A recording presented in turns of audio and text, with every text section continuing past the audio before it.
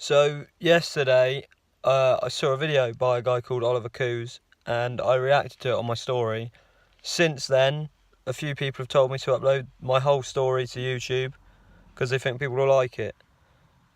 So here it is.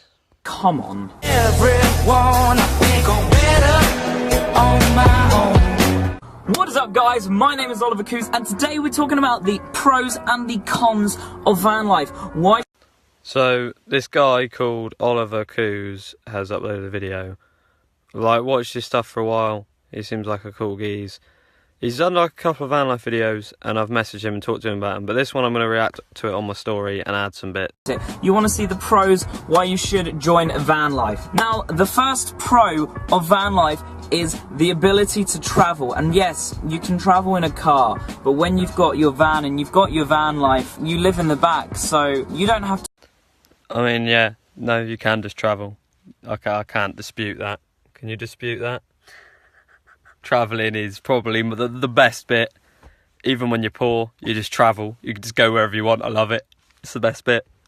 But shortly in second is the cheapness of van life. Oh yeah, if you're not 19 years old, it's going to be a lot cheaper for you guys. Yeah, because you can buy your van and then you can insure it for So, on the cost of van life, yeah, it's not fucking cheap, really. It's cheap compared to every other form of living I can think of. But it's still expensive if you've not got much money. I've kind of spoke to Oliver before, but he's insured with some fucking idiots or something. Like, even at his age on a van, it wasn't that much for me when I was 19, on like a T4. Part of it is probably, it's better to pay yearly for insurance. I paid £800 for my first year on my T4 when I was 19. He's paying £200 a month. That to me is just fucking stupid. Like, just outrageous. Pay year. With a van, no, you just have to pay your insurance at £40–50 a month. I don't know, however much it is for you guys. For me, we're not even starting, because it's just too much to insure a van at my age at 19. I do feel a bit like I'm rubbing it in his face with the last one, but all I'm saying is look yearly and you'll find cheaper insurance and shop around for it. That's what we have done, and if we hadn't done that, we wouldn't be able to afford to. Insurance for a van for a young aged person is expensive. It's still cheaper than the rent in the local area. A number three reason is a no fixed abode. And yeah, a lot of people are on the run, and a lot of people for van life don't want a fixed abode. They don't want to have a worry or hassle with postage and things like that. A lot of people... Now, we do have a fixed abode. We just have my parents' address as the fixed abode. But we might have to change that soon. And I don't know how I feel about that, to be honest. I don't know much about... People enjoy not having a fixed abode. And another big reason why people join van life is the minimalist lifestyle. A lot of people do think this is one of the reasons as well why people join van life is they believe their life... Now, the minimalist thing, we've seen some people with really minimalistic vans. And personally, I don't know how the fuck people do it, man. We have so much shit in here. So much junk, don't we? Yeah. Like, fucking seriously, look. There's just fucking piles of food there. Like, it's just full of junk in here. Where to put it? But maybe the bigger van will feel less cluttered. For us, maybe. It's harder to believe than you think. Now we're just going to shoot on to the cons right now, with the biggest con being the size of your van. Yes, vans aren't big. I don't even know the square footage of mine. I know mine's about 100.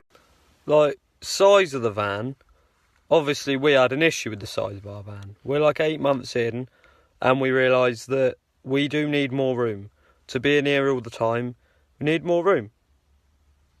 That's fine, get a big... But I know, like, I get it, it's not just that easy. It's not like just get a van.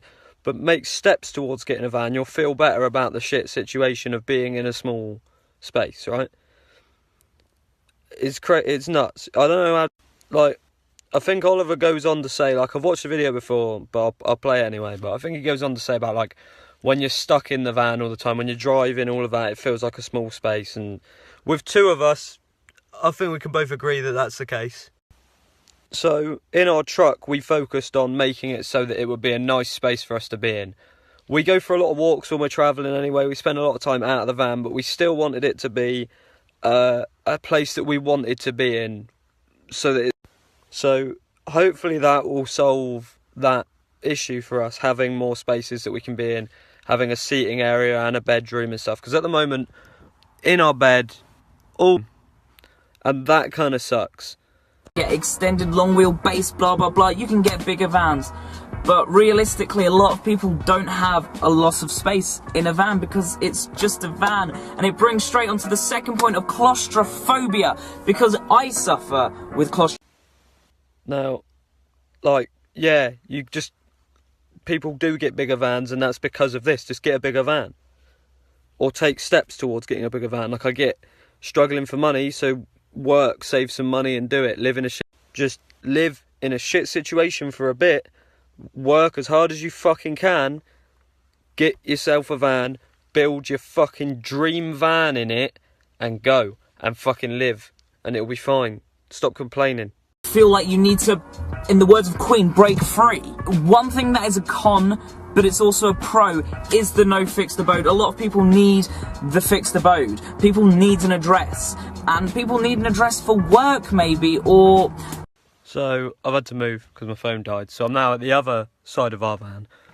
But yeah, we're back to the whole no fixed abode thing, which I don't really have an opinion on. Like, I don't know. We've not been on both sides of it to know how I feel about it. Fixed abodes are helpful. If you want to vote, you need an address. Another reason why people leave van life, and it's also a con, is cold. And if you live in England or you live in a cold area, then the coldness can... Right, talking about the cold, right? And Oliver says a couple of things here. He says that all UK van lifers go to... I've forgotten the name of the country. Portugal, that's the one. Which they don't. Like, quite simply, a huge amount of UK van lifers can't afford to go to Portugal. So we're all still here. And it's not cold, man. It's not that cold yet. Like, we haven't done a full winter yet. Last year we weren't in the van for winter. But if you think this is cold now, man, you should just get more blankets. Or just change your attitude towards the cold a little bit. Because if I was sat here thinking 3 weeks ago, oh, this is fucking cold, I'd be twatted by now. It'd be freezing. In England, we'd never know when winter starts and winter ends. Winter could start in September and end in February. This year, winter ended in March or April, and it feels like we've had winter since October. So we never know when winter is. Winter, it doesn't mean... It's not bloody cold yet. It can get pretty bad. Or if you have an exposed front, windows that you don't cover. I don't cover my windows, that's a stupid thing. But it gets cold. Another con in the van life is... So, Oliver, what you need to do, go to a charity shop, pick up some curtains, right? You can't really see ours because of the light. Pick up some curtains, ours cost £3. You can get hooks from like DIY stores for like a couple of quid. Put the curtain up to separate the cab of your van from the back of your van. That's going to make it feel really small because it's a small van, but you're getting a bigger van long term anyway now, don't worry. Also, while you're at the charity shop, if you haven't already got carpet down, pick up the biggest, fluffiest rug you can afford, make it fit the floor of your van. I guarantee if you do both of those things, you'll be a lot warmer. Failing that, buy another fucking duvet, another duvet cover, and keep buying duvets and duvet covers until you manage to stay warm. Sleep under the covers. Yeah, curl up in a ball under the covers, sweatbox yourself, then blew up, and I had to get that sorted immediately. I couldn't do anything. I pulled over and I had to change the wheel straight away because repairs with your home, your van, they can't wait. It's not like your car where you can go, I'll get it sorted out tomorrow, I'll get it sorted out later. Now, I understand this point, right? We've had some issues with the van, and what it is you realise in the morning, oh shit, I need a new tyre, or something happens, you're like, I need to sort this out, and you do literally have to do it straight away. But also, right, I don't look at that as an issue anymore. If you look at it as an issue, everything you do is going to feel like a drag. Just get on with it, man. That's just, it's part of van life, part of life. Like, for example, when you had a car and a job and you needed to get a tyre on your car, you did it at your earliest convenience, right? All you do when something goes wrong with your van is fix it at your earliest convenience, which is straight away because you have nothing planned. Like, you have no other responsibilities other than your van, really. Like, we don't, so we just have to sort the van out. If something's wrong with it, you do it straight away because that's your only responsibility. The only thing you have to do. Although, it's also a safety feature. Another con is you're always stuck with the van. And yet, you are always stuck with the van. If you work, you go to work and you come back to the van. If you need to drive somewhere, you're driving the van. You're always in the van, and it does get... Like, we were talking about this at the beginning, about how you need to put into making the van somewhere you want to be. That will reduce the stress, I think, anyway. Also, just chill out a little bit, stop stressing, doesn't matter. Like, I get what you mean. Some days when it rains and there's two of us in here, you start hating each other, innit? It gets fucking horrible. But you just have to get on with it. You just have to try not to irritate each other or irritate yourself. That is what some people really need to do. You need to just stretch. You need to get away from van life sometimes, and even if you're like, do you know what, I'm going to go on holiday. Look, as I said, people go to Portugal, you go in your van. All of what you're saying would be solved if you made your van somewhere that you wanted to be. You wouldn't live in it, like, you're not living in a house, right, because you don't want to live in a house. So make the van somewhere you do want to live.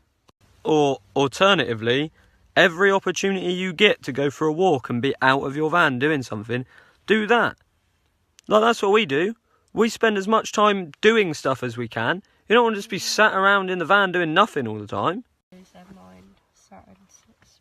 They actually torture people by putting them in a space where they can just fidget and can't do anything.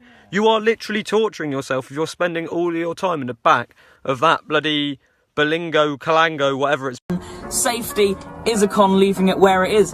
But we're not getting onto safety yet, because being stuck in the van is very, very, very stressful. And the worst thing is, it doesn't matter how big your van is, if you have a house or a flat or what have you, you can go into another room, or you can just stretch, or blah blah blah blah blah blah. You can do this, you can do that, you can go and watch TV. Sure, you can do a lot of things in the van, but I don't know what else to add at this point, because I've already told you, and anyone else watching this, what to do. Just make your van somewhere you want to be, and it won't be an issue, man. in your arm span, you will be stuck, and it's unfortunate. But you've chosen that lifestyle, so you knew what was coming. Now, you are right though, Oliver, right? You've chosen it. Stop moaning. Like, but then again, most people, including us, chose this mainly because they'd seen stuff on social media. And the problem with that is all the social media stuff, like I was saying this morning, is just fucking fruit bowl sinks and unrealistic expectations, especially in the UK.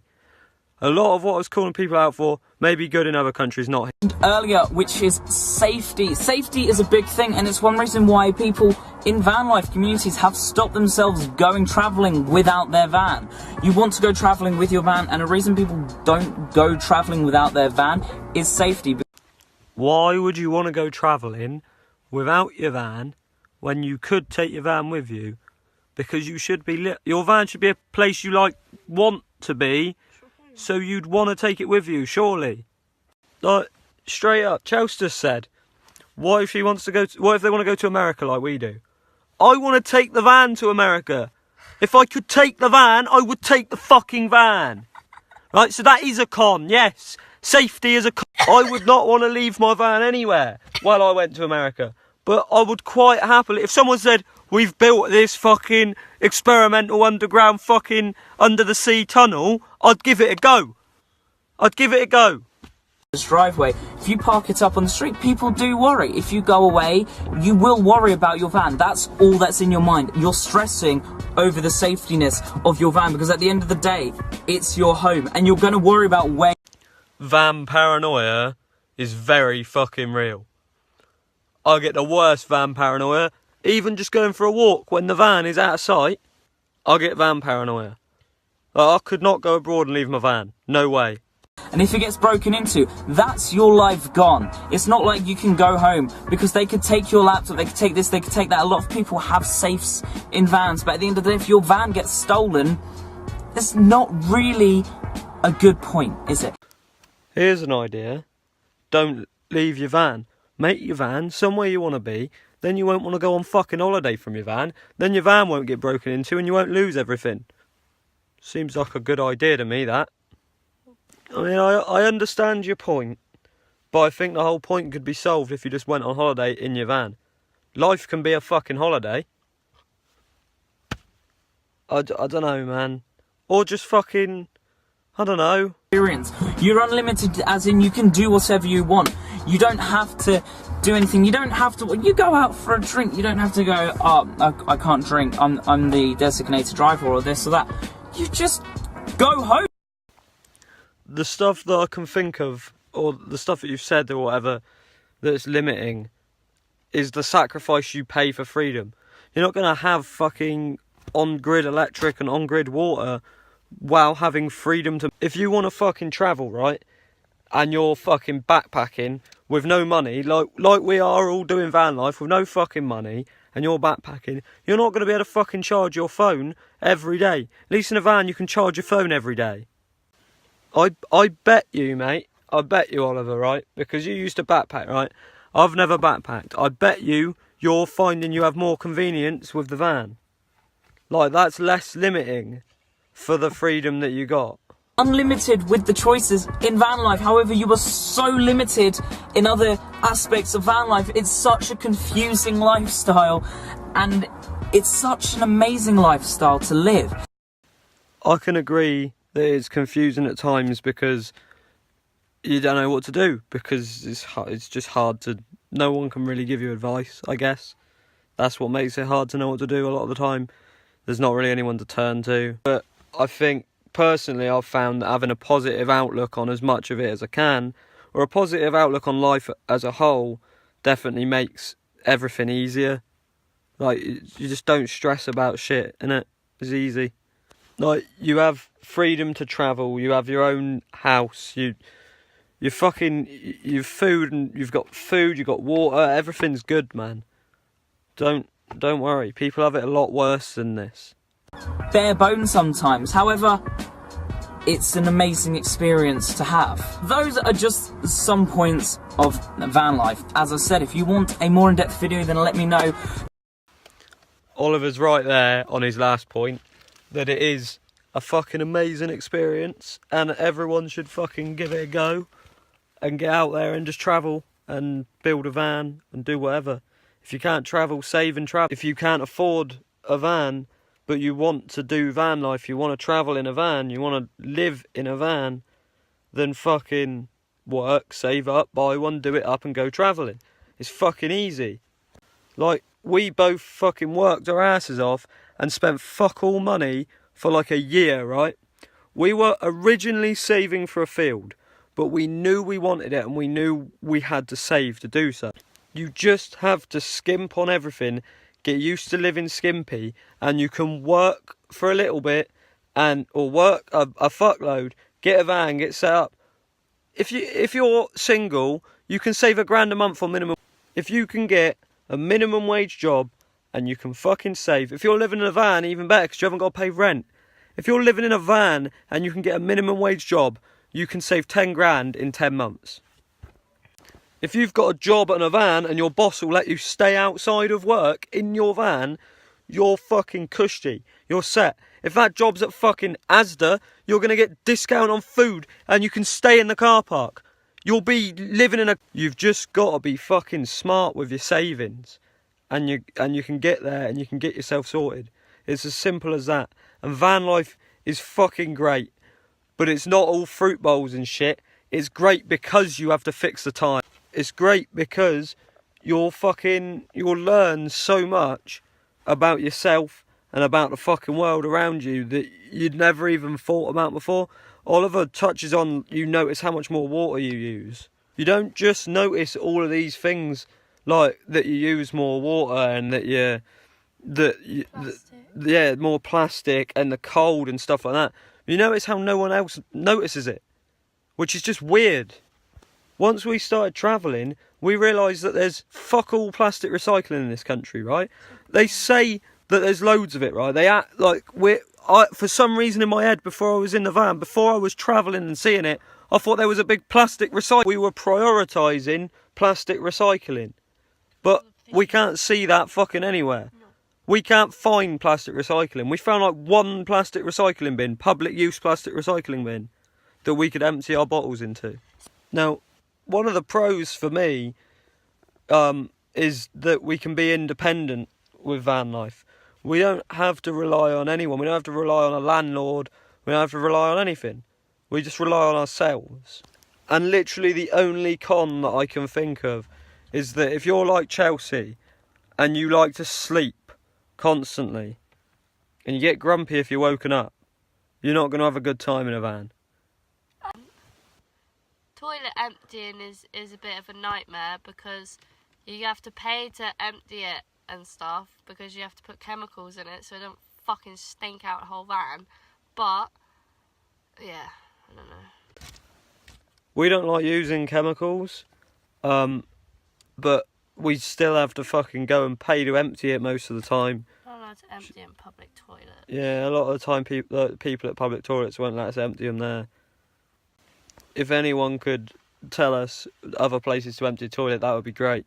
But also, we should all start a fucking petition, get Shell or something to put toilet emptying facilities at all their fuel stations. That would be fucking sick. But yeah, I actually thought, compared to... Because Oliver's done 3 videos in the last 3 days talking about van life, and for the last 2 I've just messaged him going, stop being so fucking negative. And he is looking on the brighter side of it now. But all I can really say is that making your van somewhere that you want to be, no matter what size it is, making it somewhere you like to be, a nice fucking headline and some fucking colour changing lights go a fucking long way. You need to make it so you've got so much to look at on each wall that every time you look at the wall it's different and it's changed. So we've got a sign, but the sign got boring, so we added stickers to it. Oh, I'm going to end this now. I'm going to stop just putting random things up. Just make your van somewhere you want to be and have a positive outlook, and you'll be fine. That's all you need in van life. Positive outlook and a van that you love.